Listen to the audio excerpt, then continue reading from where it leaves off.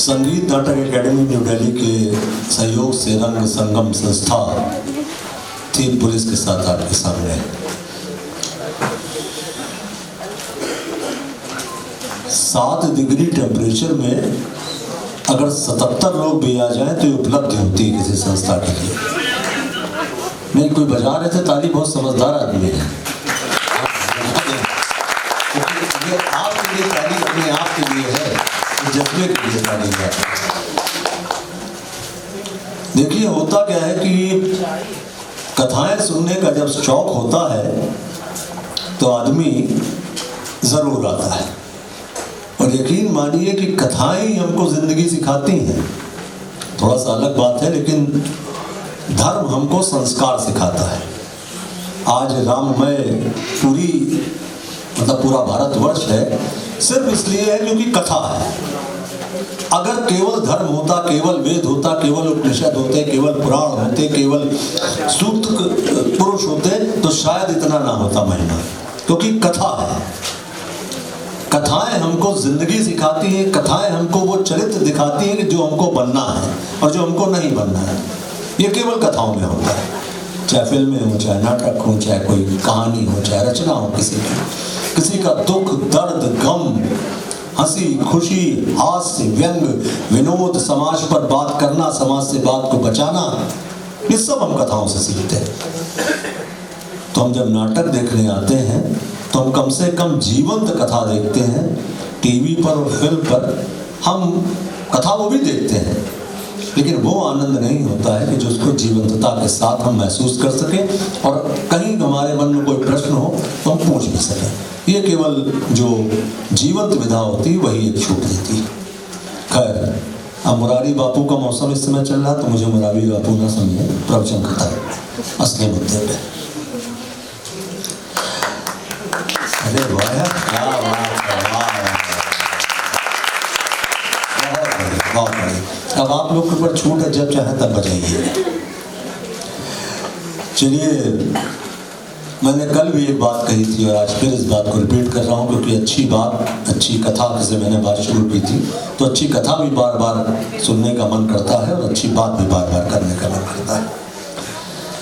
जब कोई संस्था, कोई समाज, कोई सोसाइटी या कोई लोग या कोई संप्रदाय या कोई जाति, धर्म या और भी जो हमारी सोसाइटी का नॉर्म्स हैं, उनमें किसी को सम्मानित करते हैं, किसी को मंच देते हैं, उसकी हौसला अफजाई करते हैं, तो यकीन मानिए वो संस्था कोई महान काम नहीं कर रही होती। क्योंकि मेरे विचार से सभ्य समाज वही कहा जाता है जिसके अंदर जिसकी कला, संस्कृति और साहित्य की इज्जत हो। इसीलिए हम लोग हमेशा उदाहरण देते हैं कि देखो उस सोसाइटी में, इंग्लैंड में इतना लिटरेचर है, यानी कि इंग्लैंड के लिटरेचर को हम सिर्फ इसलिए कहते हैं, या अमेरिका के लिटरेचर को सिर्फ इसलिए कहते हैं, रोमन लिटरेचर्स पे हम लोग सिर्फ इसलिए इतना कंसंट्रेट करते हैं क्योंकि हम एक तरह से बताना चाहते हैं कि बहुत सिविलाइज्ड लोग हैं, बहुत सभ्य लोग हैं। दलित जी गलत कह रहे हैं। जब कोई समाज अपने सभ्यता को, अपने सिविलाइज्ड होने का सबूत देगा तो हमेशा वो उससे जुड़े हुए लोगों को सम्मानित करेगा। आज मैंने जिनका नाम अभी अपनी शुरुआत के 1 मिनट पहले लिया, ऐसे शख्सियत बहुत कम भारत में रंगमंच के क्षेत्र पे आपको देखने को मिलेंगे। ज़्यादातर होता है कि हम रंगमंच में जब आते हैं तो हम सोचते हैं कि हम अभिनेता बनेंगे, निर्देशक बनेंगे, लेखक बनेंगे। बहुत कम लोग ऐसे होते हैं कि मैं एक पीढ़ी तैयार करूंगा, उसके बाद वो पीढ़ी फिर दूसरी पीढ़ी को तैयार करेगी। उस परंपरा में बहुत कम लोग काम करते हैं। ऐसे ही एक शख्स हमारे लखनऊ में कहने को तो हैं, लेकिन वो पूरे भारत में रहते हैं। बाल रंगमंच, वयोवृद्धों का रंगमंच, युवा रंगमंच, लेखन, निर्देशन, अभिनय और सबसे बड़ी बात उस जज्बे को जिंदा रखना कि मुझे हर साल एक कम से कम 30-35 लड़कों की पीढ़ी तैयार करनी है। वैसे है ललित जी। एक बार जोरदार तालियों के साथ ललित जी का स्वागत। और शुभम से मैं अनुरोध करूंगा कि उनको मंच पर लेकर आए।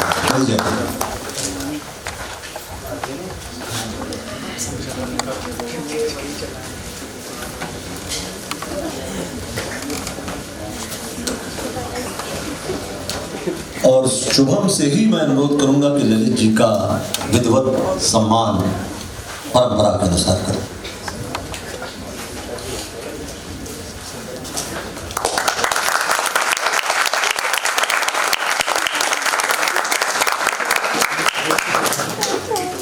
शॉल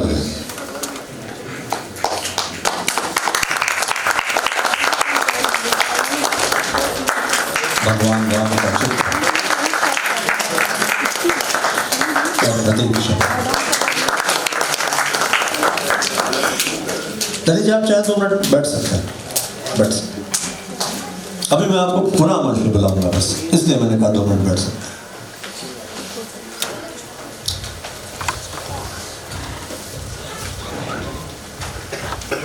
आज से तकरीबन 35 साल पहले मैंने लखनऊ के रंगमंच पर एक व्यक्ति को देखा। जब बोलता था मंच पर, जैसे आज मैं खड़ा होकर बोल रहा हूँ, तो मैं तो उल्टा सीधा थोड़ा बोलता हूँ, लेकिन जब मैं उसको सुनता था बोलते हुए तो लगता था कि एक धारा दूसरी धारा में कब परिवर्तित हुई और दूसरी धारा से फिर तीसरी धारा कब बनी और चौथी कब आई और पांचवी कब आई और अंत कैसे हो गया, ये मैं उस आदमी को लगातार देखता था। मतलब कई बातें एक साथ जुड़ी हुई हैं लेकिन तारतम्यता कहीं नहीं टूट गई। बहुत अच्छा अभिनेता भी वो व्यक्ति है, बहुत अच्छे निर्देशक भी हैं, और एक कहते हैं कि आने वाली नस्लों के लिए हम क्या सहेज कर जाएंगे। इस बात का जब उनको ज्ञान हुआ तो उन्होंने पूरे लखनऊ रंगमंच का इतिहास लिखना शुरू किया और पुस्तक आ गई है। कहने को तो वो पेशे से इंजीनियर हैं, और क्योंकि ये सारा भान उनको तब आया क्योंकि उनकी शुरुआत जो हुई थी वो सत्य हरिश्चंद्र नाटक से हुई थी। और यकीन मानिए सत्य हरिश्चंद्र ही नाटक ऐसा था जो बापू ने बाइस्कोप पे देखा था, जिससे सत्य बोलने की प्रेरणा उनको मिली थी। बापू ने सत्य हरिश्चंद्र बाइस्कोप पर देखा था, जो पहले गांव में चलते थे, पुराने लोग जानते होंगे, वहीं से उनको प्रेरणा मिली थी बापू को सत्य बोलने की। लगभग 100 से ज्यादा नाटकों का निर्देशन, अभिनय, बहुत सी पत्रिकाओं पे उन्होंने लिखा, पढ़ा, और 2006 में उन्हें संगीत नाटक अकेडमी अवार्ड भी मिला। उनका नाम, परिचय ये मैंने जो दिया ये सच में उतना ही है जैसे विकिपीडिया में आप पूरा विकिपीडिया पढ़ लेते हैं, बाद में लिखा था रेफरेंस बुक। तो रेफरेंस बुक अलग है उनकी पूरी, जो कई कॉलम की भरी हुई है, लेकिन ये विकिपीडिया मैंने पढ़ा है। उनका नाम है गोपाल सिन्हा भाई, गोपालगंज बचपन। मैंने आपसे कहा था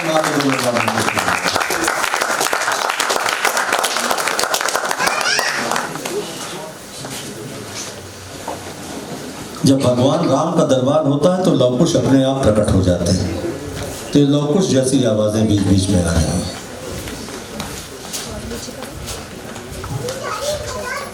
हाँ बजा दो बजा दो बजा दो।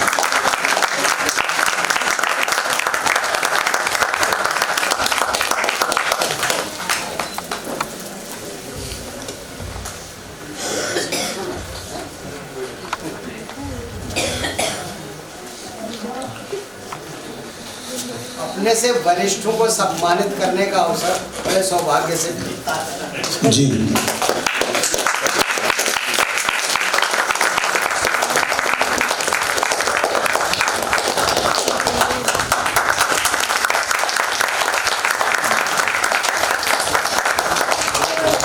गोपाल भाई आप चाहें तो बैठ सकते हैं, ललित जी आप रहिएगा मंच पर।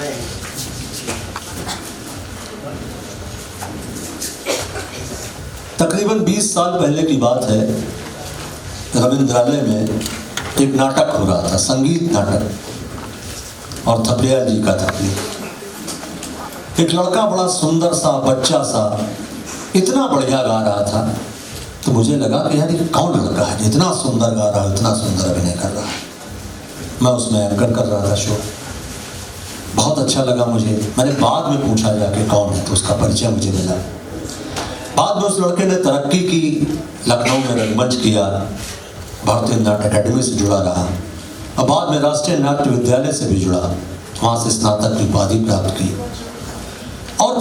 लगातार काम करते हुए कई जगह पे उसके नाम हुए और आज भी विधिवत काम कर रहा है।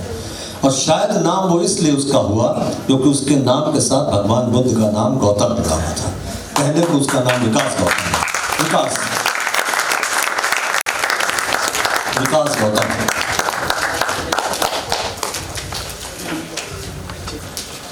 अभिनेता, निर्देशक और बहुत अच्छे रंगमंच में सिंगर भी है।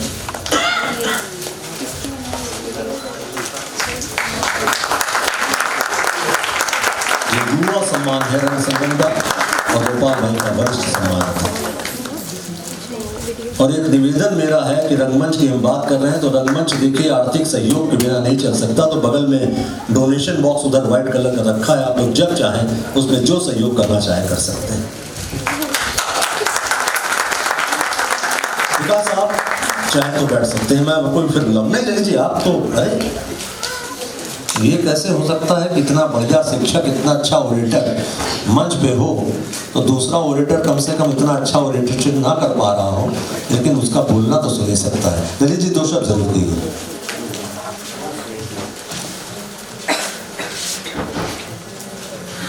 जैसा कि मैं पहले कह चुका हूँ कि अपने से वरिष्ठों को सम्मानित करने का अवसर बड़े सौभाग्य से मिलता है और आज शुभम पांडे के संस्था के माध्यम से मुझे ये अवसर मिला। मैं इनकी संस्था को हार्दिक बधाई देता हूँ इस अवसर की और इनका अभिनंदन करता हूँ। ये शुभम और इनके साथी इस प्रकार से रंगमंच में जूझ रहे हैं और समर्पित हैं, वो किसी एकेडमी से भी नहीं भी आ रहे हैं तो एक एकेडमिक स्तर का नाटक करने और नाटक के कलात्मक और सामाजिक सरोकारों को भरपूर ढंग से अपनी प्रस्तुतियों से व्यक्त करने का काम कर रहे हैं। इसके साथ ही साथ जो विकास गौतम, मैं गोपाल जी का नाम बाद में लूँगा, विकास गौतम की जो विकास यात्रा अभी नवल जी ने बताई और मुझे बड़ा सुखद आश्चर्य है कि विकास के गायक के स्वरूप को मैं नहीं जानता था। विकास मेरे निर्देशन में भी काम कर चुके और विकास के साथ हम दोनों एक साथ प्ले में एक्टिंग भी कर चुके हैं। और शुभम भी शायद उस प्ले में थे, 2012 की बात है ये, आवाहन में, तो 2012 की बात है जिसको कानपुर IIT में हम लोगों ने किया था, क्योंकि उसमें एक बहुत ही ज्वलंत विषय लिया गया था आत्महत्या के विरुद्ध। किस प्रकार से हम समाज को जागरूक कर सकते हैं कि जो व्यक्ति आत्महत्या करता वो अचानक नहीं करता, वो बहुत पहले से कुछ न कुछ संकेत दे रहा होता। तो विकास, शुभम, ये लोग उस प्ले से जुड़े थे और पूरी शिद्दत के साथ जुड़े थे। उसको हमने कानपुर में किया था, कानपुर IIM। तब से मैं विकास को जान रहा हूँ और ये निरंतर पूरी एकाग्रता के साथ, पूरे समर्पण के साथ और विनम्र रहते हुए, सब बहुत बड़ी बात होती है विनम्र रह पाना, अपनी सारी खूबियों को समेटते हुए काम में लगाए रखना और किसी भी प्रकार के अपने हुनर का, प्रतिभा का दिखावा या वर्णन न करना, उसको अगर कहीं से सीखा जाए तो विकास एक बहुत आदर्श उदाहरण हो सकते हैं।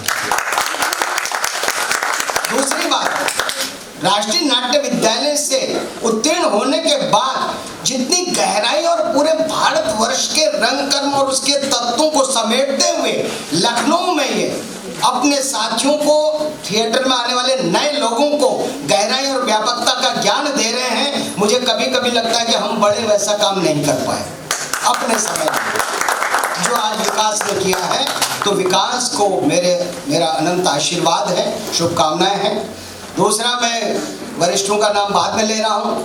गोपाल जी वो शख्स हैं लखनऊ रंगमंच के, कुछ बातें इन्होंने बताई हैं और रेफरेंस बुक अभी बहुत बाकी है, पढ़नी होगी हम लोगों को, आप लोगों को भी। सन 70 से पहले से इंजीनियरिंग के क्षेत्र में होते हुए रंगमंच से जुड़ना और ऐसे जुड़ना कि वो उनके जीवन का एक दूसरा प्रमुख आयाम बन जाए, ऐसा बहुत कम होता है। और एक स्वरूप में नहीं, लेखक के स्वरूप में, निर्देशक के स्वरूप में, अभिनेता के स्वरूप में, प्रकाश अभिकल्पक के स्वरूप में, और सबसे बड़ा और व्यापक जो है रंग कर्म के इतिहास की संरचना और दस्तावेज को तैयार करने के स्तर पर उनका कोई विकल्प नहीं है। उन्होंने लखनऊ रंगमंच के इतिहास का लेखन करके न केवल लखनऊ के स्तर पर, पूरे भारतीय रंगमंच के स्तर पर एक बहुत बड़ा अनुकरणीय और स्तुत्य कार्य किया है। और ये दोनों को सम्मान दिया गया आपके संस्था के द्वारा, रंग संगम शुभम पांडे जी ने। और जैसा कि इन्होंने कहा, लेकिन मैं ऐसा नहीं कहूँगा कि सम्मान देने वाली संस्था बड़ी नहीं है, तो हमारा दायित्व तो है ही, लेकिन संस्थाएं बहुत है, वो किसको पहचान रही हैं, किसके योगदान को जान रही हैं, समझ रही हैं और उसको सामने जनता के समक्ष ला रही हैं। ये काम, इस दृष्टि से आपका ये आज का जो सम्मान समारोह है ये बहुत ही उल्लेखनीय है और इसके लिए जितनी प्रशंसा की जाए कम है। तो मैं अब शायद बहुत ज़्यादा समय ले चुका हूँ और नाटक में विलम्ब हो रहा होगा। आपको पुनः बधाई देते हुए, और इस ठंड में इतने मतलब पूरा प्रेक्षागृह भरा हुआ, ये देखकर हमें आनंद भी हो रहा है और लग रहा है कि रंगमंच के दिन अच्छे आते ही चले जाने वाले हैं। नहीं बस अभी तो आपसे बाद में पूछ लेंगे। अब जिनको कहना है उनसे मैं कहने के लिए कह रहा हूँ। मैंने आपके हिस्से की, होता ना कि अपने अपने हिस्से की धूप, तो मैंने आपके हिस्से की कुछ धूप चुरा कर अपने पास रखी और अब मैं उनसे कह रहा हूँ कहने के लिए। गोपाल भाई दो चलते हैं।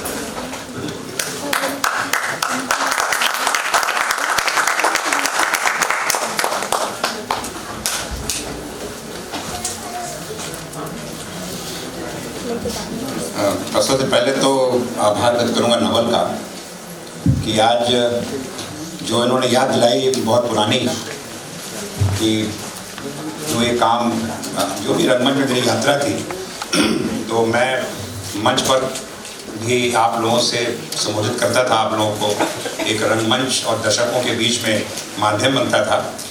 वो जब मैंने काम छोड़ा इसलिए कि मुझसे बेहतर संचालक नवल के रूप में रंगमंच को मिल गया, तो मैं चुपचाप इनको देख के और इनको इनकी प्रतिभा को देख के, जैसा आपने देखा होगा बहुत अच्छा संचालन करते हैं ये, तो मैं पीछे हट गया। और ललित भाई ने अभी बात करी कि वरिष्ठ लोगों को, तो जब किसी कलाकार को या किसी व्यक्ति को उसकी उम्र का एहसास दिलाया जाता है, उसको वरिष्ठ होने का एहसास दिलाया जाता है, तो थोड़ा कहीं लगता है कि काश हम भी जवान होते। दूसरी बात यह है कि मुझे बहुत आज मेरे लिए गौरव की बात है कि जैसा अभी नवल ने बताया कि ललित की जो रंगमंच की जो इनकी प्रतिभा है वो अद्वितीय है। आप लेखक भी हैं, आप अभिनेता भी हैं और निर्देशक भी हैं, और तीनों इन विधाओं में ये उत्कृष्ट हैं। और बल्कि मैं तो ये कहूँगा कि जो हमारा रंगमंच का पूरा परिदृश्य है, उसमें जो लखनऊ रंगमंच है, उसका ये जो लोग प्रतिनिधित्व करते हैं इसका, उसके प्रथम पंक्ति में ललित पोखरिया को स्थान मिला हुआ है। और ऐसे व्यक्ति के साथ अगर आपका सानिध्य आपको मिलता है, उनके हाथों आपका सम्मान होता है, तो मेरे लिए बहुत अनमोल के पल थे। और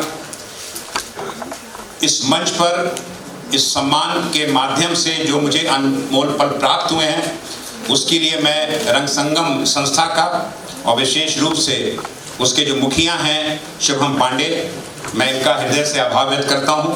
और मुझे एक बात की और बड़ी प्रसन्नता हो रही है कि ललित पोखरिया और विकास गौतम और जो सूत्रपात जिन्होंने किया है शुभम पांडे ने, तो जैसा कि मैंने अभिनय भी किया, रंगमंच पर निर्देशन भी किया, लेकिन अगर मेरी रंग यात्रा देखी जाए तो मेरा बहुत जो समय बीता है, जो मेरा योगदान है, अगर गिनती भी की जाए तो वो रंग दीपन में, यानी कि प्रकाश अभिकल्पक के रूप में, प्रकाश संचालक के रूप में। और मुझे बड़ी प्रसन्नता हो रही है कि जो शुभम पांडे हैं, ललित पोखरिया हैं और विकास हैं, ये तीनों मेरे प्रकाश में आलोकित हुए हैं। शायद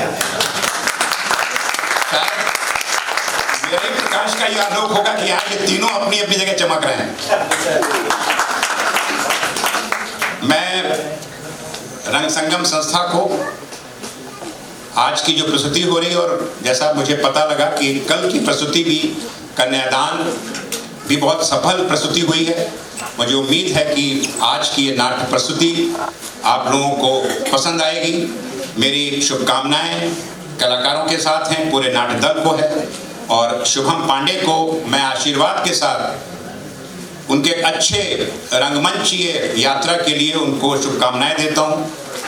और पुनः नवल का मैं आभार व्यक्त करता हूं कि उन्होंने मेरी प्रशंसा में जो शब्द कहे उसके लिए मैं इनको दिल से आभार व्यक्त करता हूं, और खुशी व्यक्त करता हूं कि ये जो कहा है जिन्होंने कि इन्होंने जो मेरा बाग संभाली, इन्होंने लेगेसी जो कहते हैं ना एक मंच संचालक की, ये इस समय लखनऊ में मुझे लगता है कि इनका कोई और प्रतिनिधि नहीं है, अकेले अच्छे संचालक यही हैं। मैं इनको भी अपनी शुभकामनाएं देता हूँ।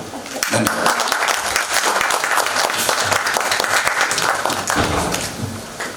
गोपाल भाई ने भी कहा कि ये तीनों लोग मेरे प्रकाश से आलोकित हुए हैं, इसीलिए गोपाल भाई जब आपने प्रकाश की वो लाइट छोड़ी तो मैंने तुरंत वो प्रकाश ले लिया कि मैं भी शायद कहीं ना कहीं आलोकित हो जाऊँ। दूसरी बात ये थी कि अभी गोपाल भाई ने कहा कि मैं पीछे हो गया, लेकिन होता क्या है कि जब कोई बड़ा वृक्ष होता है तो उसके पास हमेशा छोटा वृक्ष रुक जाता है। तो देखिए, आपने देखा होगा कि बड़ा वृक्ष जब आगे था तो छोटा वृक्ष पीछे हो गया था। तो ये परंपरा है हमारी। तो खैर, विकास आप दो शब्द कहिए, मैं बिना किसी लय और ताल के। वैसे तो एक अभिनेता के तौर पर मैंने मंच पर एंट्री और एग्जिट की है, लेकिन इस तरह से एंट्री करना ये कुछ अलग तरीके का एक चरित्र अंदर उभर करके आ रहा है, और ये एक तरह से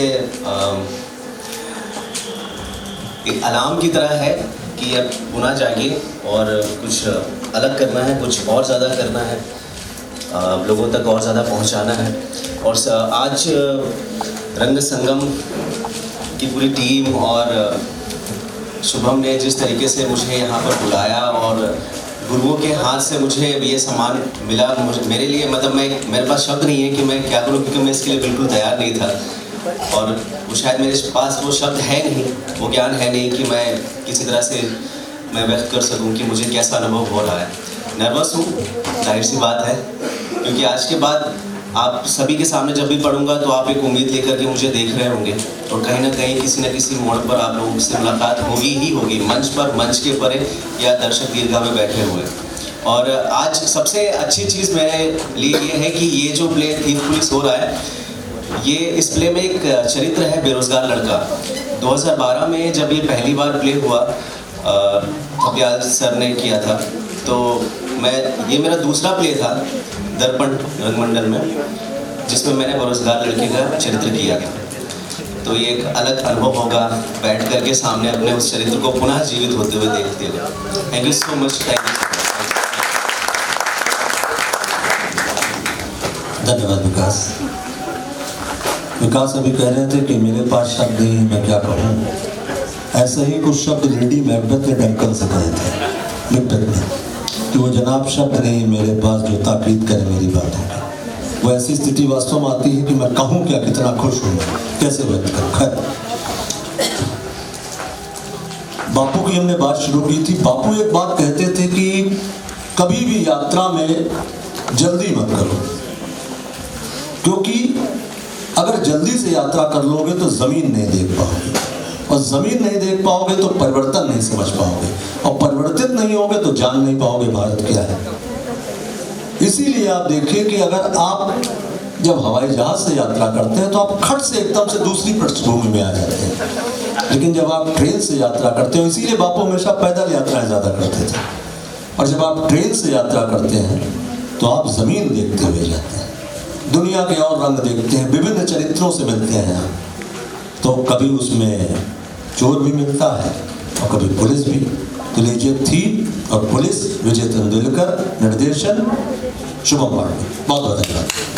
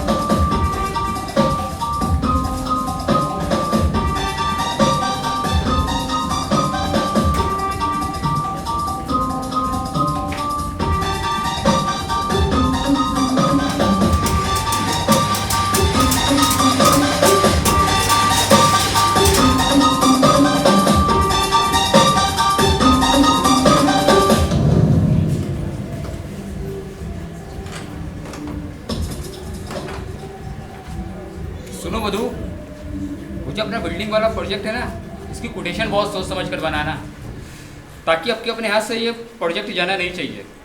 और हाँ, इस महीने तुमने बहुत छुट्टी ली है, और छुट्टी नहीं समझी तुम। क्या हुआ मधु? एक्चुअली ये प्रोजेक्ट मेरे लिए बहुत इंपॉर्टेंट है, इससे हमारे कंपनी की वैल्यू मार्केट में और भी बढ़ जाएगी। तो भले ही कुछ दिन तुमको ओवर टाइम करना पड़े तो करो, ओके?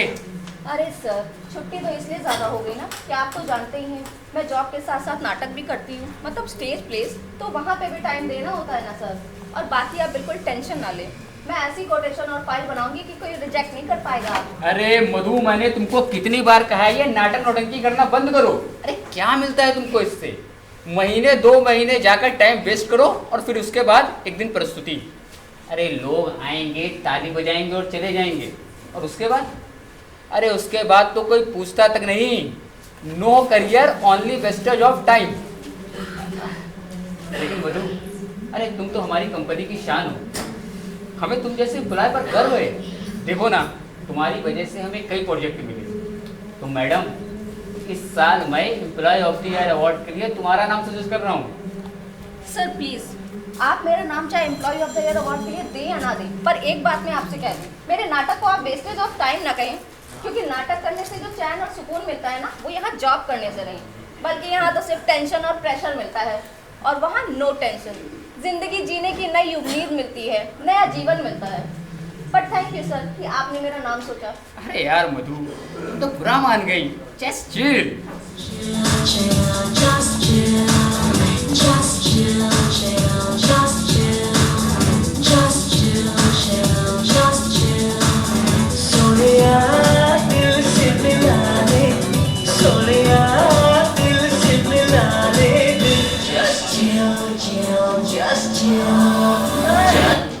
हाँ? अरे आज नाटक है ना, थीफ पुलिस वाल्मीकि रंगशाला में, तो मुझे अब निकलना होगा। अरे साला, फिर वही नाटक। अरे सर, आप भूल गए? अरे हाँ यार, देखो मैं तो भूल ही गया, तुमने मुझे भी फंसा रखा है। एक्चुअली तुम्हारे नाटक में मैं भी तो अभिनय कर रहा हूँ। अरे यार, मैंने तो रिहर्सल 1 ही 2 दिन की है, प्लीज़ यार तुम मैनेज कर लेना। सर रिहर्सल तो तब होगी ना जब आप आएंगे ना, आप मुझे छुट्टी देते हैं ना खुद रिहर्सल पे आते हैं, बट इट्स ओके, मैं मैनेज कर लूँगी। तो सर अब मैं चलूँ, नाटक शुरू होने में बहुत कम टाइम बचा है। हाँ हाँ तुम निकलो, बस मैं अभी थोड़ी देर में आता हूँ, लेकिन हाँ कल से ओवर टाइम करके इस प्रोजेक्ट को पूरा करो, okay? Okay sir, okay, bye. Bye.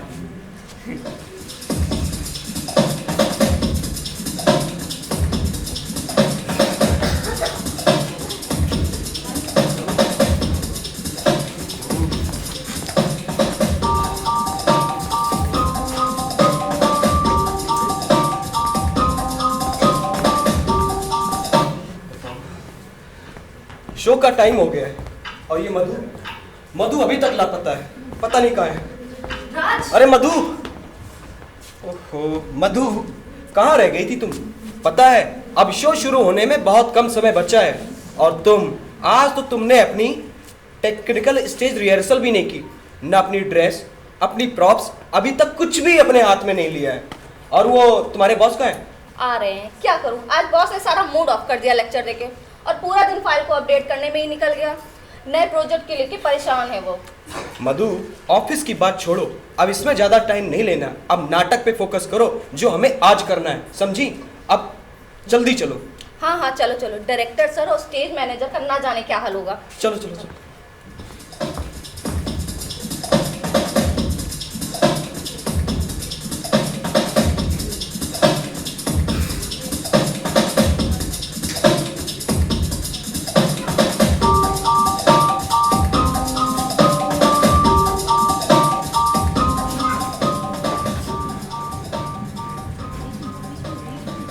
अरे यार, ये राज और मधु पता नहीं कहाँ रह गए, सुबह से गायब है। उधर डायरेक्टर सर और स्टेज मैनेजर पागल हो रखे हैं, पागल। मनीष की तरह सुबह से इन दोनों के डायलॉग्स की प्रॉक्सी किए जा रहा हूँ, और अपना रोल यानी पूंजीपति, उसके डायलॉग्स की रिहर्सल अभी तक नहीं कर पाया हूँ। पता नहीं कहाँ रह गए ये दोनों लोग। उमेश, अरे राज और मधु, कहाँ थे तुम लोग? पता है डायरेक्टर सर और स्टेज मैनेजर कितना परेशान हो रहे थे। अरे इस नाटक की आज स्टेज पे 2 रिहर्सल हुई और तुम लोग यहाँ थे ही नहीं। अरे पता है डायरेक्टर सर और स्टेज मैनेजर तो यहाँ तक कह रहे थे दोनों बहुत बड़े कलाकार हो गए, अब रिहर्सल पे आते ही नहीं है, आते भी हैं तो सिर्फ शो में। बाप रे, इतना नाराज हम पे? हाँ नहीं उमेश, ऐसी बात नहीं है, बिल्कुल नहीं है। क्या करूं, आज बॉस ने ऑफिस में ज्यादा टाइम ले लिया, क्या करती मैं? छुट्टी लेती आज की, और क्या करती? मधु, तुम इतना रिस्क क्यों लेती हो नाटक के टाइम पे? मैं नहीं समझ पाता। छुट्टी? और आज नाटक की रिहर्सल के लिए ऑलरेडी बहुत छुट्टी ले रखी है मैंने। ओहो मधु, अब इन सब बातों में टाइम मत लो, अब नाटक पे फोकस करो। अभी तुमको, हम सभी को मेकअप मैन के पास चलकर मेकअप करवाना है। अब चलते हैं, टाइम वेस्ट नहीं करते। चलो चलो चलते हैं। देखो, परेशान नहीं होना चाहिए ना, एकदम अच्छा होगा।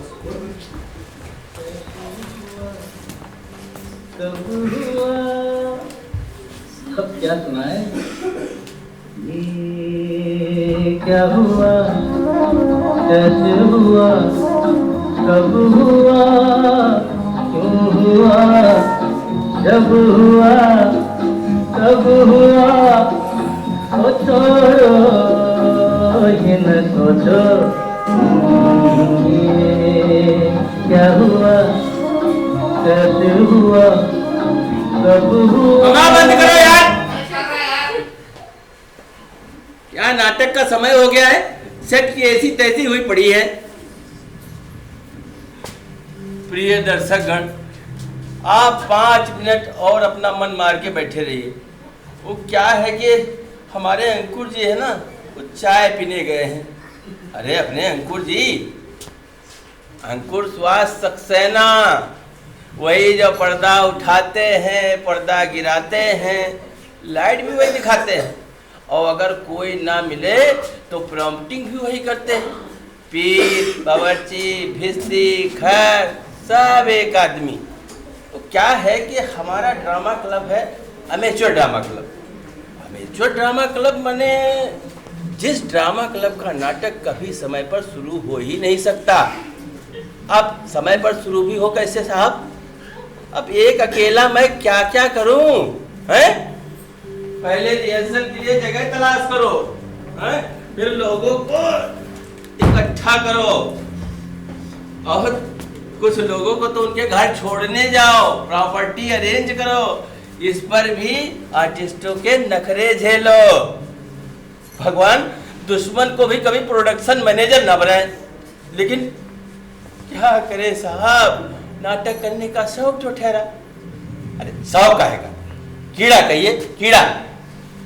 अरे मैंने कहा सबके चेहरे पुत गए कि नहीं? मैनेजर साहब, बस आपका चेहरा ही पोतना रह गया है। भाई स्टेज पर उतरो, हमारा पुते ही समझो। सेट लग गया कि नहीं? अरे सेट वेट सब तैयार है, तुम लोग बाहर तो आओ। अरे आ रहे हैं। अच्छा सुनो, हाँ, वो बंद मक्खन हमारे बैग में रखा, मधुक दे देना, अभी भूखी प्यासी आई है बेचारी। दे दिया है। बहुत अच्छा एहसान किया मुझ पर। हाँ, जैसे बताया था वैसे ही लाइन से आओ, एक दूसरे के साथ करते हुए। क्या करते हुए? मरमरिंग। अरे यार वो मेरी स्क्रिप्ट रख दी ना तुमने। हाँ हाँ। अरे मक्खन ठीक से बैठ जाओ। अरे ठीक से बैठे हैं भाई। बोलो नहीं बीच में। ठंड में पिलाते हो, चाय भी नहीं पिलाते हो। बताओ। शांत रहो। अरे शांति तो है। अरे यार ये बताओ कि तुम्हारा बात कैसे करेंगे? साइलेंट।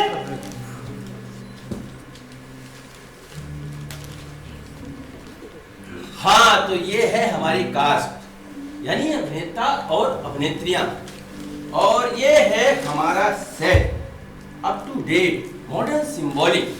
वो क्या है कि हमारे नाटक की वेद यानी रस थोड़ा डिफरेंट है, यानी ऊट पटांग, इसलिए आपको सेट भी थोड़ा डिफरेंट नजर आएगा। ये जो आपको दिख रहा है ये वो नहीं है, और ये जो नहीं दिख रहा है ये वो है। आप यूं समझ लीजिए कि ये है बॉम्बे पूना जनता एक्सप्रेस का एक कंपार्टमेंट,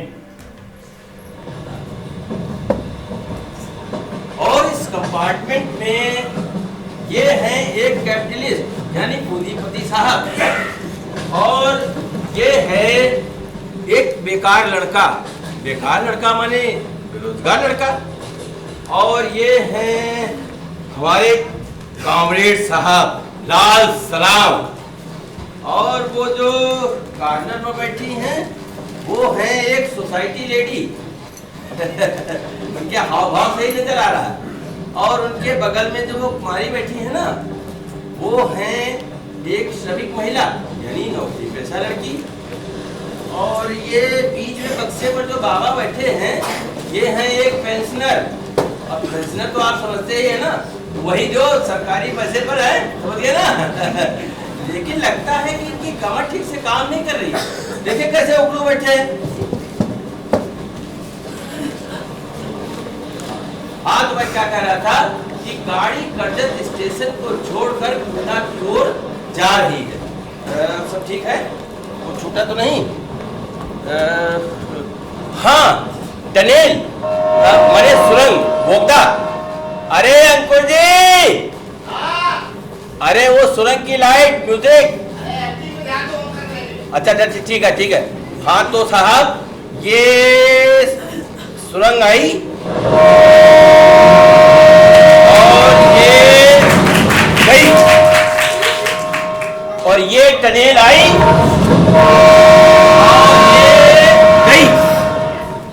और ये सुरंग आई और ये गई। तो साहब गाड़ी पूना की ओर तेजी से चलती जा रही है।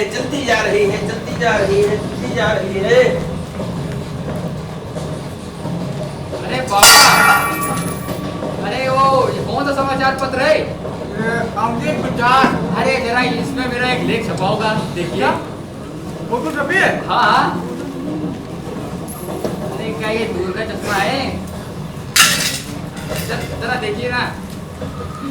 ये तो ले गई। अरे बाबा ये तो बुजुर्ग है कोई। अच्छा, और का? लगता है दिखाई भी नहीं देता। दाता के नाम तुझको अल्लाह रखे, दाता के नाम तुझको अल्लाह रखे। भैया गरीब को कुछ दे दो, भगवान तुमको वकील बनाए। अरे बाबा एक मिनट, ये लो 2 रुपए। भैया चपरासी नहीं बोला, वकील बोला है। ये लो 10 रुपए और लो। हाँ बाबा गरीब को कुछ दे दो, भगवान के नाम पे दे दे बाबा। अगर मैं कुछ पेंशन पे जी रहा हूँ भाई। भैया हाजी मलंग के नाम पे एक वक्त का खाना खिला दो। भूखे होगा? हाँ सवेरे से कुछ नहीं खाए भैया। हाँ भैया आपके बीवी बच्चे सलामत रहे। देख लिया, गरीब से बदबू आ रही है। एक बात बताओ भाई, ये छपे भी है इसमें कि नहीं? अरे ये सस्ता अखबार होगा, तभी तो नहीं छपी। वो देखते हैं। देखो अरे ये तो नहीं ये। नहीं भाई साहब, ये नहीं है। अरे ये तो कोई अपराधी है भाई। हाँ लेकिन शक्ल मिल रही है तुमसे। हाँ टाइम क्या हो रहा है भाई? आओ जल्दी आओ, बैठ आ जाओ जल्दी आ जाओ। जल्दी। अरे भाई साहब आपके पुत्र। अरे बेटा यहाँ। अरे मैं ये बैठूं यहाँ अच्छा लगा है हाँ मत बैठो, अपनी सीट नहीं है। अरे तो नहीं यहाँ अपनी देखो भैया कितना अच्छा लगा। अरे बेटा यहाँ की सीट नहीं है, अपनी वहाँ स्त्री में है। अच्छी बच्ची को नहीं है बैठे यहाँ अच्छा लगा है। चल चल चल, अरे आ जाओ जल्दी जल्दी आजा आजा बेटा आजा आजा। अच्छा आओ हम तुमको आइसक्रीम खिलाएंगे, आइसक्रीम समोसे खिलाओगे? हाँ समोसे खिलाएंगे, अभी छुट्टे पैसे नहीं है। मम्मी दिया तो दे दो उपाय दे मैं देखो खिलाएंगे पैसे समोसा खाना हम तो नहीं खाएंगे। वो अगले डिब्बे में खिलाएंगे। अरे बेटा मम्मी इंतजार कर रही है, स्त्री में बैठी है। अच्छा सुनो वो आंटी तो दोनों बैठी है ना, उनसे बीच में बैठा लो, एक सुविधा कर रही है। अरे बेटा मन तो मेरा भी वही कर रहा है बैठने का, लेकिन अब क्या करें, बैठ नहीं सकते, अपनी सीट पे बैठेंगे। चल चल चल। ये बच्चा है क्या है? भाई एक दुतले के साथ साथ कम अकल भी है, लेकिन है बड़ा बुरा। लेकिन बात खतरनाक बच्चा है भाई। हाँ बीच में बैठने को बोल रहा है भाई। हाँ अरे यार, अरे भाई साहब टाइम क्या हो रहा है? अरे नहीं ये मैंने पूछा टाइम क्या हो रहा है? 4:45 मारे गए, पूना पहुंचने में अभी 2 घंटे हैं। अरे बाप रे।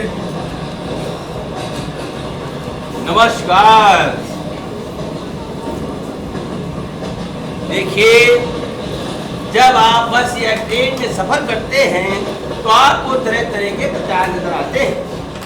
वैसे ही मुझे भी आपकी ट्रेन में थोड़ा समय मिल गया तो मैं अपनी रंग संगम के प्रचार की तरफ से आपकी कोमल और मुलायम त्वचा के जटिल रोगों के छुटकारा पाने के लिए आयुर्वेदिक जड़ी बूटियों से निर्मित लाया हूँ घासू लोशन। घासू लोशन अभी लगाओ अभी फायदा। आजकल ओदी हो जाती है, कलहरियाँ खुजलाती हैं, खुजलाते हैं तो बड़ा मजा आता है ना, बहुत मजा आता है। लेकिन खुजलाते खुजलाते खुजलाते खुजलाते कलहरियाँ कट जाती हैं, लाल लाल चकत्ते पड़ जाते हैं। इस दवा को लगाओ, कितनी जल्दी फायदा, कितनी जल्दी आराम। तो भाई साहब जिन भाई बहन को दाद खाज खुजली फोड़ा फुंसी अपरस अकौता की शिकायत हो तो अपनी सीट से आवाज देकर मांग ले, अभी लगाइए अभी फायदा। ये वैसे हमने इसके 2 पैक तैयार किए हैं। बाजार में इसकी कीमत 100 रुपया और 50 रुपया है, लेकिन यहाँ कंपनी प्रचार की तरफ से बड़ी सीसी के 50 रुपए और छोटी सीसी का 25 रुपया। तो भाई साहब आपको नहीं बहन जी दांत खाद खुजली। अरे अरे मुझे ऐसी कोई प्रॉब्लम बाबा आप तो ले ही लीजिए। अच्छा एक बात बताओ, हाँ ये दिमाग की खुजली शांत करती है? अरे बाबा एक ढक्कन पीजिएगा, ये कई जगह की खुजली शांत करती है। अच्छा हाँ लाओ तो बड़ी सीसी ले, बड़ी ले। हाँ 50 रुपया। देख लो एक्सपायर तो नहीं है। अरे बेटा आयुर्वेदिक है, 5 साल चलती है। हाँ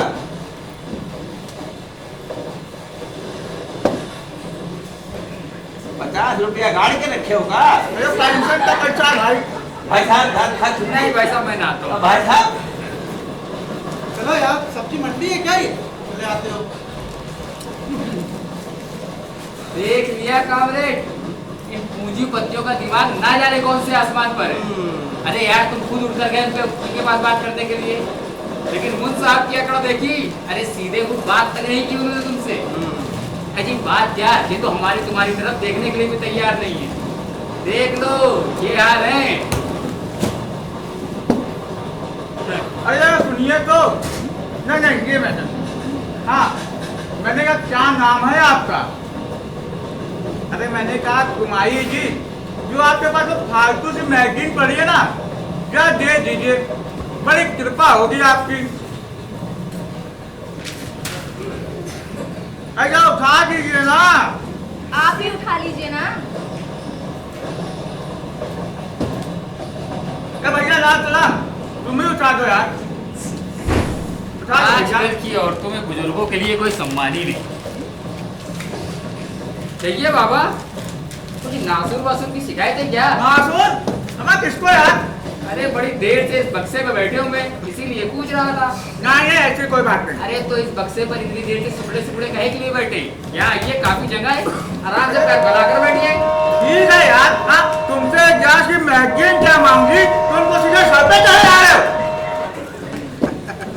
क्यों कॉमरेड, अब ये साहब तो पूंजीपति नहीं है, इनका बात करने का ढंग देखा तुमने? हाँ भैया, ये है पेटी बुर्जुआ।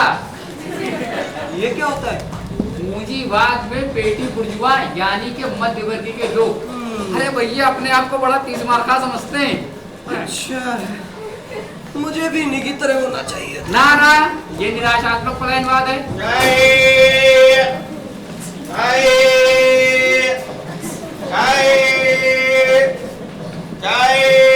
अरे सुनो, हाँ क्यूआर से पेमेंट लेते हो? क्यों यार? हम क्या पड़ता है? क्यूआर नहीं, हाँ। क्यूआर ऑनलाइन पेमेंट मोबाइल वाला। अरे साहब, हम तो दिन भर रेलवे लाइन पर दौड़ते हैं। कहाँ दौड़ते हो? रेलवे लाइन पर। तो वहीं दौड़ो ना, यहाँ क्या कर रहे हो? अरे भैया, दूध वाली है कि पानी वाली? दूध वाली। नहीं भैया, मैं पानी वाली पीता हूँ। जिंदगी भर पानी ही पियोगे? चाय चाय बोलो, चाय चाय चाय चाय। बात बताए, ये फरमाए, लाए, गिलास लाए, बीमारी का घर दूर ले जाए। चाय चाय। अरे भैया, हाँ, ये पाउडर वाला दूध है या भैंस वाला? भैंस वाला। मैं नहीं पीऊंगा। जिंदगी भर पाउडर ही पियोगे? चाय। एक्सक्यूज मी भैया, हाँ। कटिंग है क्या? हम फुल चाय देते हैं मैडम, ले लीजिए, चाकू से काट लीजिए। चाय चाय। एक्सक्यूज मी, हाँ? वो ब्लैक टी है क्या? ब्राउन टी है। I don't like. लगता है जब गरीबी भरे डिब्बे में। पत्नी के फिजूल खर्चों से दबकर आदमी ऐसा चिड़चिड़ा होता है। अरे कॉमरेड, मेरी तो शादी भी नहीं हुई यार अभी तक। अरे तुम तो पैसे वाले भी नहीं हो, बेरोजगार हो। मतलब होगी भी नहीं ना। वैसे आप कहाँ जा रही हैं? पूना? Of course. आपका ये नेकलेस बहुत ही सुंदर है, कितने का लिया? पूरे 3 लाख का है और जीएसटी अलग से। अरे ये सुरंगों से गुजरते हुए ऐसा लगता है जैसे अंडरग्राउंड हो।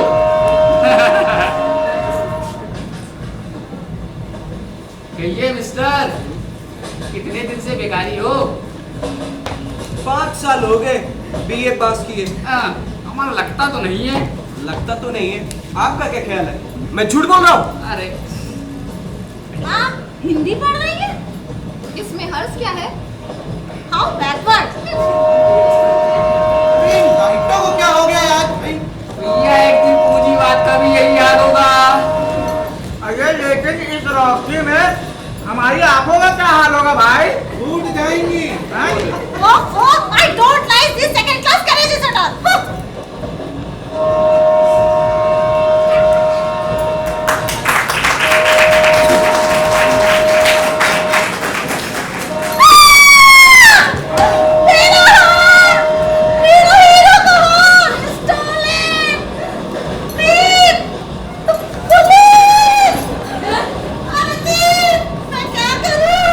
अरे देवी जी, अरे चैन घसीटिए ना। जल्दी।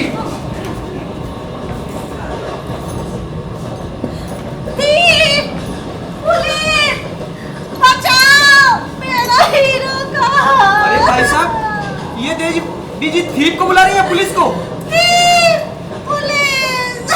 बाबा, दौलत का एक सा बंटवारा न होने की वजह से इस तरह के अपराधों को इंकरेजमेंट मिलता है। अरे मेरा मतलब है प्रोत्साहन मिलता है। अब आप ही लोग बताइए, इन देवी जी को इस तरह का हाथ पहनने का क्या हक था? ले आओ, अब तो गाड़ी भी रुक गई। हाँ, अब जब तक तहकीकात पूरी नहीं हो जाएगी तब तक ये गाड़ी चलेगी नहीं भाई। हाँ, बताइए आप क्या करें? बैठो, और क्या करोगे? अरे बाबा, इस बिचारी का हीरो का हार चोरी हो गया है। अरे तो इसके लिए हम भी परेशान हो भाई। हाँ, 30,000 का हो या 3 लाख का ही क्यों ना हो, हमने थोड़ा ही चुराया है। इतनी सी देर में किसने चुराया होगा? ये तो बिल्कुल एक जासूसी उपन्यास की तरह बात हो गई। हाँ बताइए। अरे बाबा, अभी जब ये लाइट बुझी थी ना, तभी हुआ ये सब कुछ। मगर इतनी सी देर में हार लिया किसने होगा? अरे बिल्कुल साफ है, इसी डिब्बे के किसी आदमी ने लिया है। भैया पूंजीवाद अर्थव्यवस्था का शिकार हम ही में से कोई एक है।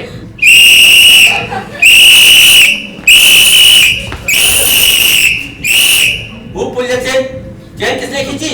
मैंने खींची है गार्ड साहब, मेरा हीरो का हार स्टोलन। क्या? स्टोलन?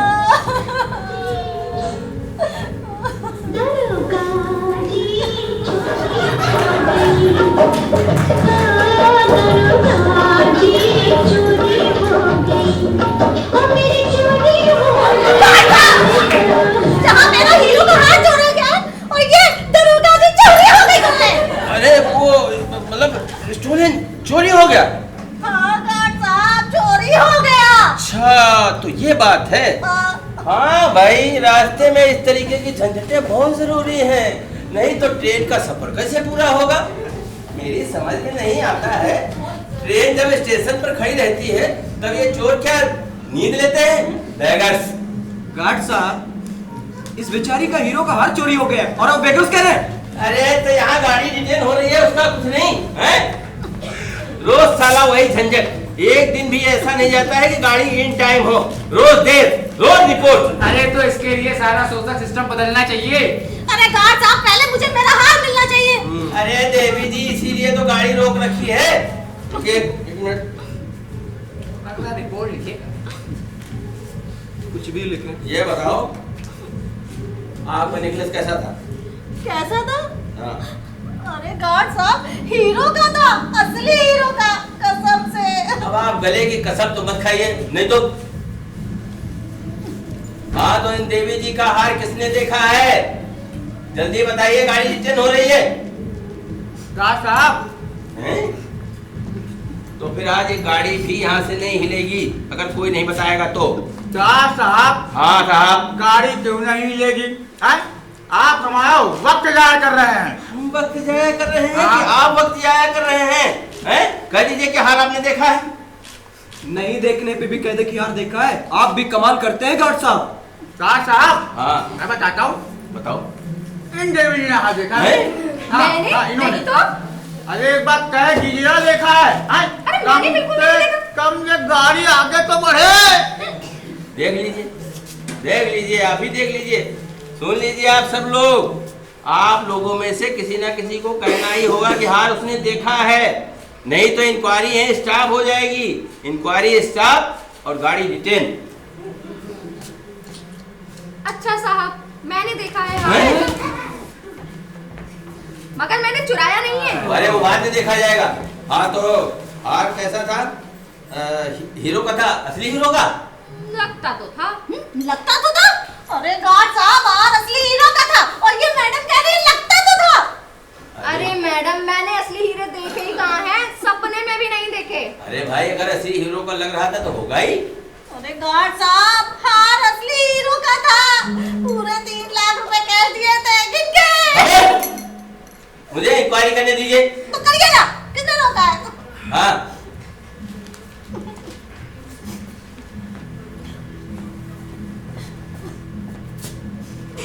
गार्ड साहब, हाँ मैं बताऊं? हाँ।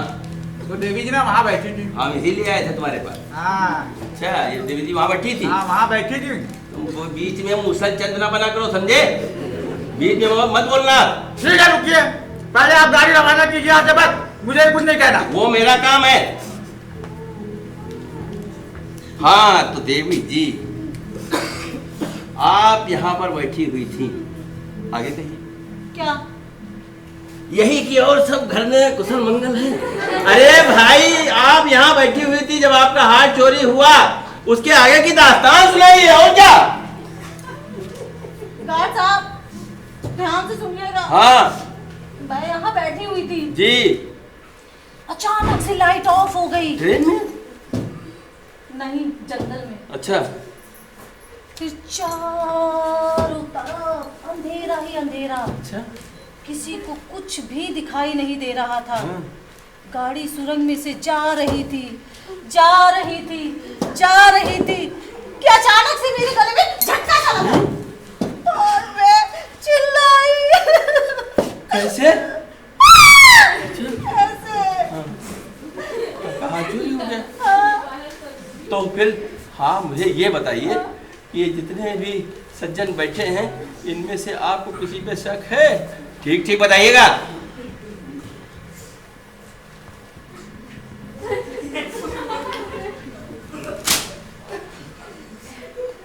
गार्ड साहब, उस वक्त तो अंधेरा था ना। हाँ।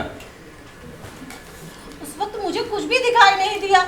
गार्ड साहब देखिए, मुझे मेरा हार मिलना चाहिए बस। अरे भाई चिल्लाओ नहीं, लेकिन जब तक आप ये नहीं बताएंगी कि आपको किसी पे शक है तो मैं कैसे किसकी जेब में हाथ डाल दूं? अरे गार्ड साहब, उस वक्त वो आदमी मुझे बिल्कुल दिखाई नहीं दिया। It was pitch dark, I tell you. तो फिर इंक्वायरी भी यहीं स्टॉप, आई टेल यू। नहीं। मूसल चंद, तो फिर ये बताओ हार का पता कैसे चलेगा? हैं? ये बताओ, हार चोरी होने के बाद इस डिब्बे से बाहर कोई है? अरे यहाँ से कोई हिला तक नहीं। तो फिर चोर यही है। जो भी चोर है वो अपना हाथ ऊपर करे। गार्ड साहब, आप कभी किसी स्कूल में मास्टर भी रहे हैं क्या? नहीं। हमारा लगता तो ऐसा ही है। और लगता तो मुझे भी ऐसा ही है कि जैसे कि हार आपने चुराया है।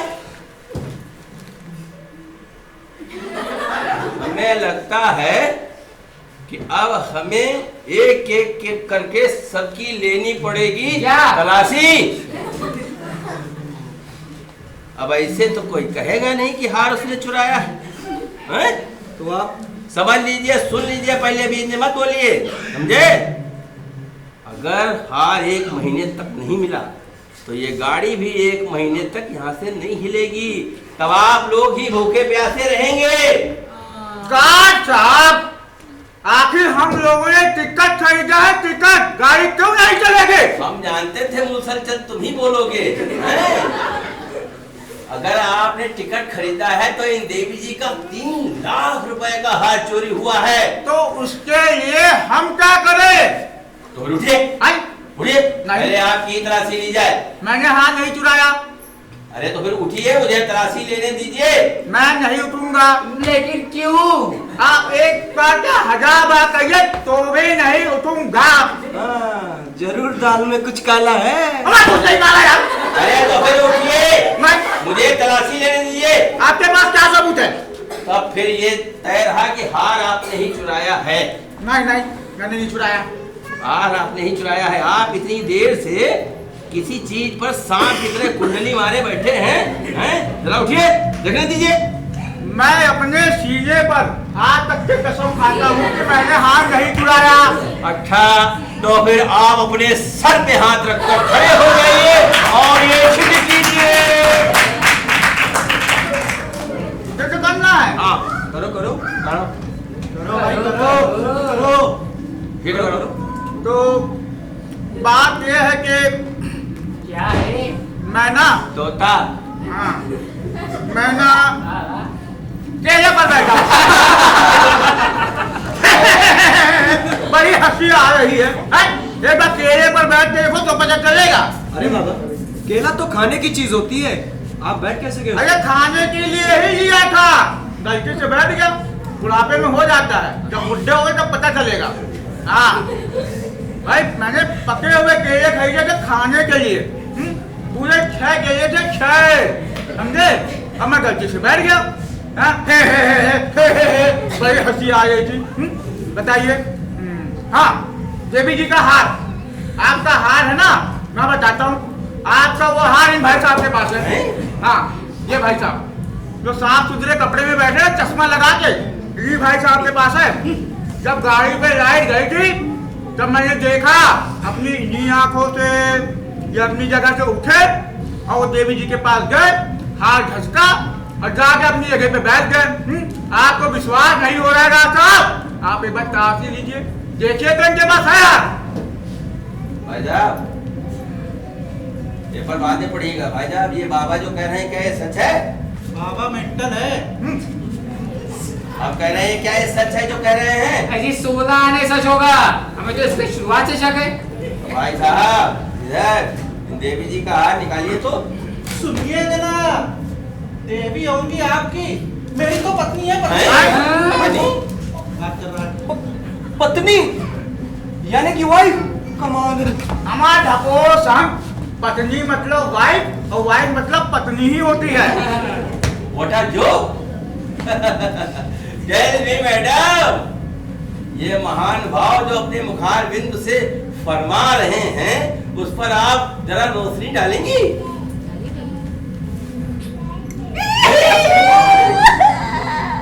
बात तो होने लगती है भाई। गार्ड साहब, ये जो कह रहे हैं वो सच तो है, लेकिन 1 साल हो गया है मैं इनसे अलग रहती हूँ। ये बहुत ही निर्दयी है, बहुत टॉर्चर करते थे मुझे। लगता है बहुत सताते हैं, हाँ? मारते भी होंगे। वैसे कितनी बार मारा अब तक इन्होंने? ओ बाबा, इनके निजी मामलों से आप क्या लेने देना जी? आपका क्या सरोकार है? अरे सत्यानाश करने के बारे में सोचा था इन्होंने, वो तो मैं ठीक समय पे सावधान हो गई और अलग रहने लगी। और अब बात ये है कि ये जो बेकार लड़का है ना, ये हाँ यही, ये मुझे भगा के ले जा रहा है। वाह भाई, निजी मामला बताइए। निजी मामला क्यों भैया? बुर्ज खलीफा जी बड़े लंबे तड़क से खड़े हुए थे। निजी मामला बेकारी बात सब यही काम करते हैं। बस भी कीजिए। अरे इन दोनों की उम्र में कितना फर्क है? अरे ये देवी जी कितनी बड़ी और ये भैया कितने छोटे। कमाल की बात है, लेकिन ये हो कैसे सकता है? तो आप कोई कारण निकालिए ना इनका, अपने मार्क्सवाद पे। अपनी तो जैसे थोड़ी ऐसे वैसे, अपनी तो जैसे थोड़ी ऐसे वैसे बच जाएगी। आपका क्या होगा आपका क्या होगा? अरे बस करो यार, मुझे वैसे अपनी जिंदगी भारी हो गई है और ऐसी हालत में ये बला कौन अपने के पास चला जनाब? तो घंटी क्यों लटकाई? मैंने लटकाई। मैंने लटकाई। और क्या? ठीक। इन्होंने ये लाल कॉमरेड, ये मुझे बोरी बंदर स्टेशन पे मिले, इन्होंने लटकाई घंटी। ये मुझे स्टेशन पे मिले और कहने लगे कि मेरा काम कर दोगे। मैंने कहा हाँ कर दूंगा। ये खुश होकर बोले 10,000 रुपए दूंगा। मैं तो ठहरा बेरोजगार आदमी, सोचा 10,000 मिलेगा अपना भी भला हो जाएगा। फिर इन्होंने मुझसे कहा, इन देवी जी से, मैडम आपसे, इन्होंने मुझसे कहा कि इनको ऐसा ऐसा बोलो और भगा के लेके जाओ। मैंने कहा चलो ठीक है, बेरोजगार है तो क्या वो पैसे के साथ और चीजें ठीक है और भी आ रही है। 10,000 अंटी में दबाया और इन देवी जी से ऐसा ऐसा बोल दिया। इसके अलावा इस लफड़े से मेरा कोई सरोकार नहीं। तेरे 10,000 गए। भाई साहब, ये अपनी राम कथा जो सुना रहे हो ना, वो तो ठीक है, लेकिन इन देवी जी के हार के बारे में बताइए कोई कुछ। साहब क्या शांत रहिए भाई, मामला कितना मजेदार हो गया। देखिए बहुत बड़ा मजा आ रहा है बड़ो। बुढ़ापे में मजा आता है भाई। हाँ तो लाल सलाम जी आप तो बड़ा तुर्रा फरमा रहे थे। वो देवी जी क्यों इतनी बड़े और ये देवता जी क्यों इतनी छोटी? वाह भाई वाह, इतने। हाँ तो वाह, उल्टा चोर कुतवाल को जाके, क्या बात है। इसको देखो कितना गरीब लड़का बेचारा, कितना गरीब है। गोरा है तो क्या हुआ, गोरे लोग भी गरीब होते हैं, पता आपको? इसको आप गरीब का बकरा बना रहे, फंसा रहे तो। चुप उठे। अरे ये काम तुम जैसे अमीरों के हैं, मैं इसका भाई हूँ। अरे इसके पति ने इसको इतना सताया कि उस सदमे से इसका दिमाग खराब हो गया। इतनी देर से हम अरे ठाड़े पागल खाने पे इसका दिमाग सही नहीं हो सका, इसीलिए इसे जरबदा दिए जा रहा हूँ। अब ये ठहरी पागल अरे सीधी तरह से चलने को तैयार ही नहीं थी। तब मैंने इस बेकारी लड़के को एक के साथ फ्री में कड़ी पीते देखा, तब मेरे दिमाग में आया और मैंने इसे 10,000 रुपए देकर ये सब बोलने के लिए कहा कि मैं तुम्हें भगा ले जाने के लिए तैयार हूँ, वगैरह वगैरह। समझे आप? आप मुझे तो तुम पागल लगते हो। अरे गार्ड साहब, हाँ इधर आइए। नहीं गार्ड साहब, नहीं आ रहे हैं, आ तो रहे हैं। आप आ रहे हैं कि मैं आऊं? आ रहे हैं। देखिए गार्ड साहब, मैं बिल्कुल ठीक हूँ, एकदम नॉर्मल, समझ रहे हैं ना? नॉर्मल। वो तो आप लगी नहीं है, लगी नहीं है, लेकिन ये आपके भाई साहब कामरेड साहब तो नॉर्मल है। अरे एक नंबर के झूठे हैं ये, मुझे पागल साबित करके मेरी सारी जायदाद हड़प लेना चाहते हैं। अरे गार्ड साहब, पक्के लुटेरे हैं ये भाई साहब। वाह भाई वाह यार सलाम जी। हाँ, आप तो कैमलिस से कैपलिस का सफर कर रहे हो। वाह भाई। बताइए ये क्या चालू हो गया? लगता है अब मेरा बोलना भी जरूरी हो गया है। इन्होंने मुझे भी खूब चकमा दिया। मेरे साथ मोहब्बत का खेल खेलते रहे, शादी के झूठे वादे भी किए और खुद जाकर राजनीति में कूद पड़े। मेरा क्या होगा कामरे?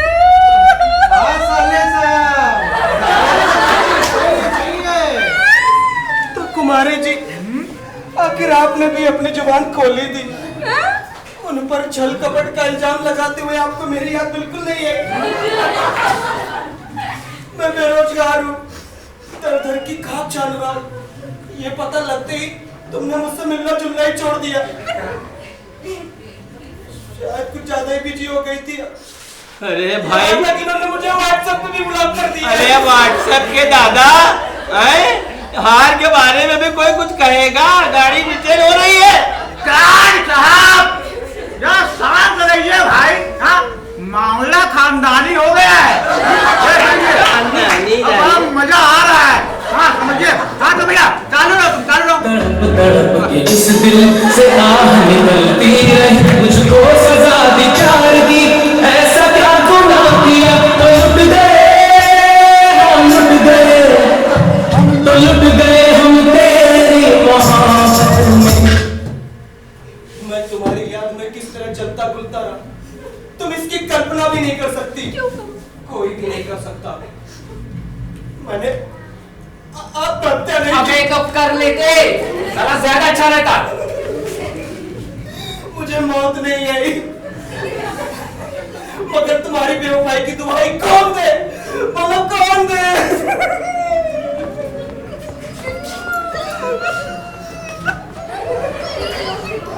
हो गया? हो गया ना? चुप! अरे मैं कह रहा हूँ देवी जी के हार के बारे में कोई कुछ कहो भाई, गाड़ी डिटेन हो रही है। गार्ड साहब, गाड़ी कभी ना कभी तो पूना पहुंच ही जाएगी।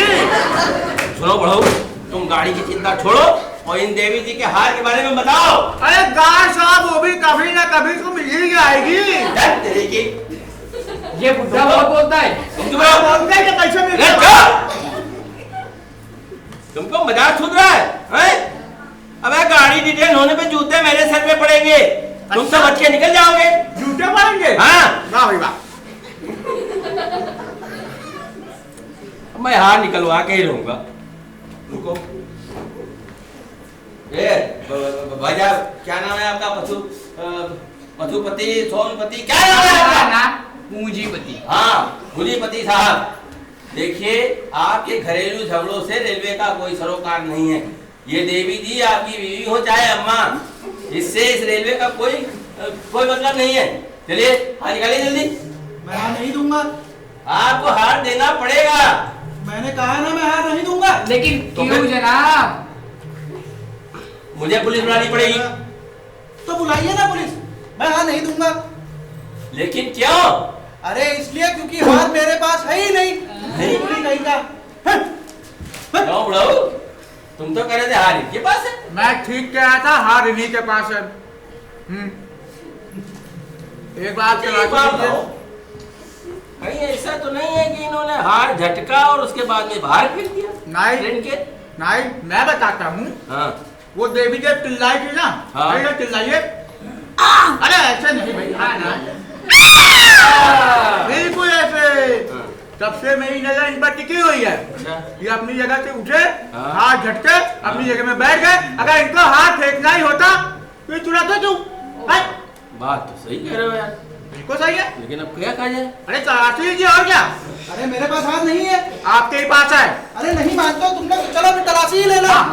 जल्दी जाओ। मान गए तलाशी लेने के लिए। तो बुढ़ाऊ, अब तलाशी हम नहीं तुम लो। हाँ चलो उठो और इनकी तलाशी लो और इनके सूट बूट की अच्छे से तलाशी लो। और लगा रखा है। डरने की कोई बात नहीं है, मैं यही खड़ा हूँ। यही खड़े। आप अभी भी नहीं उठ रहे हैं? मुझे तो शक हो रहा है कि आप केलों पे ही बैठे हैं। कहा साहब, आपको शक हो रहा है? हाँ। कि मैं केले पर बैठा? अरे तो क्या केले 6 के 12 करने के लिए बैठे हो? नहीं यार, केले अंडे थोड़ी ना। हमें तो कहा अंडे 6 के 12 हो जाएंगे। अरे मैं बैठ के रखो तो पता चलेगा। हाँ अंडे पे, समझे? मैं ये कह रहा था, आपको शक हो रहा है? हाँ। इधर आइए जरा, आइए। आप फूकी लीजिए। सारा यही देखना रह गया था। अरे गार्ड साहब, गार्ड साहब, गार्ड साहब, अरे गार्ड साहब, अरे गार्ड साहब, गार्ड साहब, अरे गार्ड साहब, अरे गार्ड साहब। अरे बसंती जी, आप वहाँ कहाँ मटक रही हैं? आपका भी हार खो गया है, हीरो का हार, 3 लाख का हार। अरे नहीं नहीं गार्ड साहब, मेरा हार नहीं, मेरे पति और मेरा बड़ा बेटा खो गया है। जो स्त्री ने मेरे साथ चढ़ा था, अभी पता नहीं किधर चला गया। किसी का हार खो गया है, किसी का पति खो गया है, किसी का लड़का खो गया है। भाई साहब, आप लोगों का भी कुछ खो गया है? चैन सुकून खो गया है। अरे भाई, लगता है अब नाटक खत्म होने से रहा जिंदगी भर, मैं चला यहाँ से। सुनिए तो, आपका बड़ा बेटा खोया है जी। वो जो तुतला रहा था, हाँ भाई। थोड़ा मन बुद्धि था जी बिल्कुल। वो बड़ा बेटा आपका। हाँ। वैसे आपको देखकर लगता नहीं है, बुढ़ा ठगी हुई है। हाँ तो एक बात और थी, उन देवी जी का हार खो गया है। पर वो तो मेरी था ना। लेकिन कब, कहाँ, कैसे? अरे वो मैं ही बताती हूँ। नाटक शुरू होने से पहले ही मेरे गले में हार नहीं था, मगर बीच में कैसे बोलती इसलिए चुप रह गई। अच्छा, तो क्या देख के तारीफ की थी इन देवी जी ने? मैं तो हमेशा की तरह अपने डायलॉग बोल रही थी, मुझे क्या पता इनके गले में हार है कि नहीं। तो वो भाई साहब ने क्या खींचा था उनके गले से? अरे भाई, मंगलसूत्र। लेकिन फिर हार कहाँ है? हार मेरे पास है। क्या? आओ, बाहर आओ, आओ, जल्दी आओ, आ जाओ, आओ।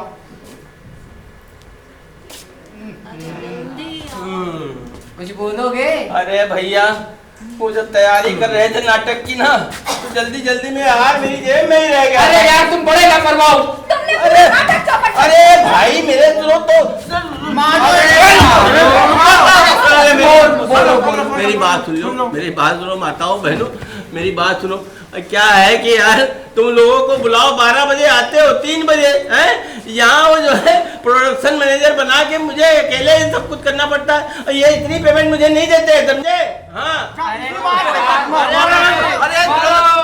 अंकुर भैया, धन्यवाद बोलो, लाइट बंद करो।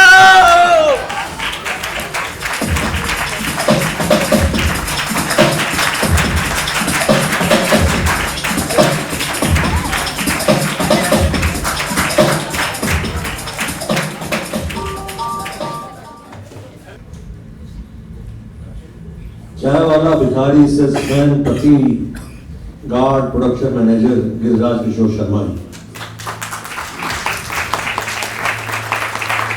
पेंशनर संतोष कुमार प्रजापति, राज और बेकार लड़का अभिषेक दुबे, उमेश और पूंजीपति सौरभ श्रीवास्तव,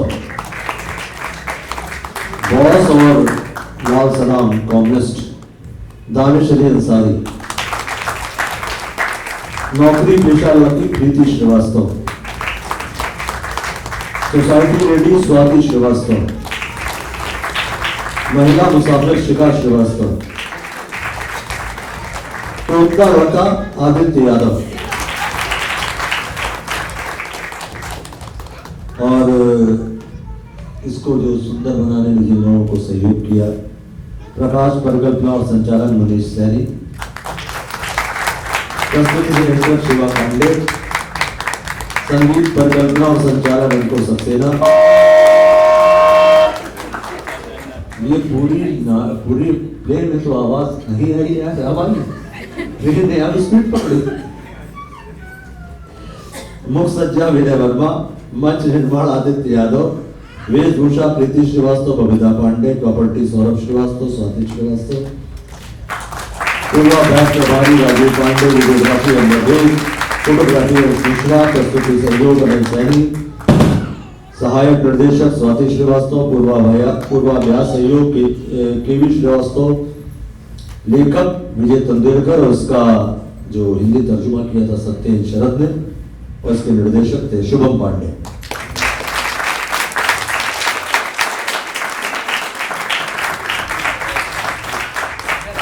ललित जी, 2 शब्द का आप बोल दीजिए, शुभम को आशीर्वाद करो।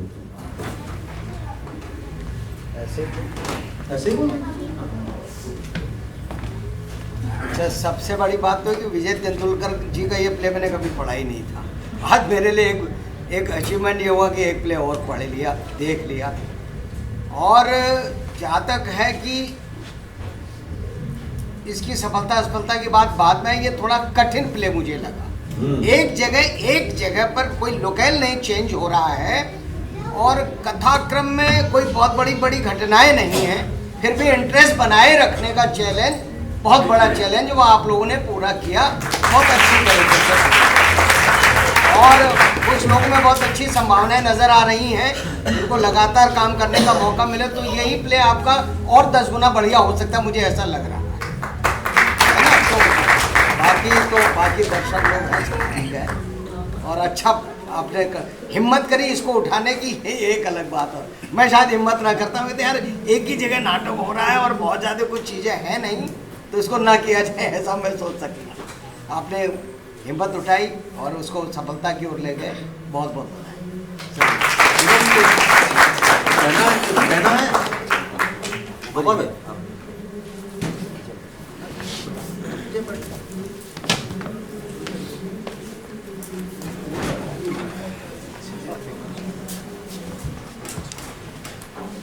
विकास आप नहीं आ जाओ,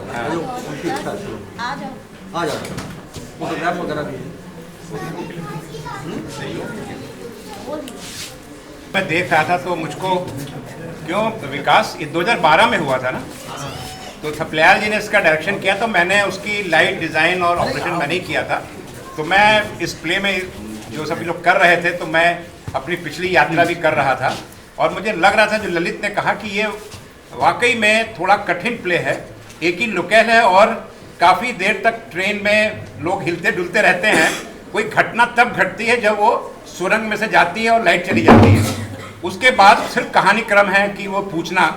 तो बहुत अच्छी बात है कि शुभम ने इसको हिम्मत करी, ऐसे प्ले को उठाया और विजय तेंदुलकर का नाटक और सारे कलाकारों के साथ मेहनत करके इन लोगों ने बहुत अच्छा प्रयास किया कि आप तक अच्छी तरह से पहुंचा। और जो मुझे लग रहा था कि बीच में जो हास्य था इस नाटक में, जो व्यंग था कहीं कहीं, वो आप लोग रिसीव कर रहे थे, उसका रिस्पांस मिल रहा था, तो मुझे बड़ा अच्छा लग रहा था कि इन कलाकारों के साथ शुभम का ये प्रयास सफल हुआ। बहुत बहुत शुभकामनाएं आप लोगों को।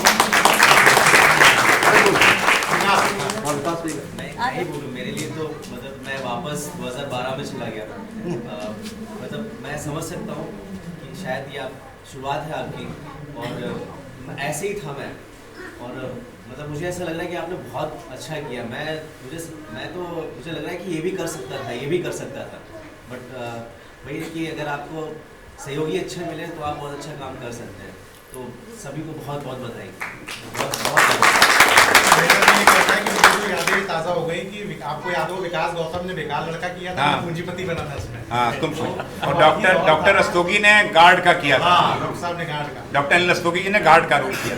और विकास का शुरुआती दौर था, लेकिन विकास की एनर्जी तब भी और आज भी वैसे ही है। तुम्हारी भी वैसी है ना? मैं लेकिन आज बस में नहीं था, मुझे बात- ये नाटक उठाया आपने, यही बहुत बड़ी बात है।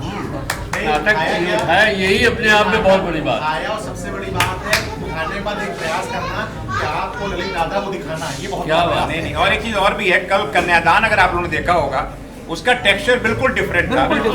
आज का टेक्सचर बिल्कुल डिफरेंट है, और एक ही साथ रिहर्सल करके एक ही डायरेक्टर उन्हीं कलाकारों को करे, एक बहुत बड़ी हिम्मत की बात है। और उसका ये प्रयास मुझे लगता है कि इनको पुनः तालियां मिलनी चाहिए कि दो अलग अलग कलेवर के इन्होंने यहाँ पर किए।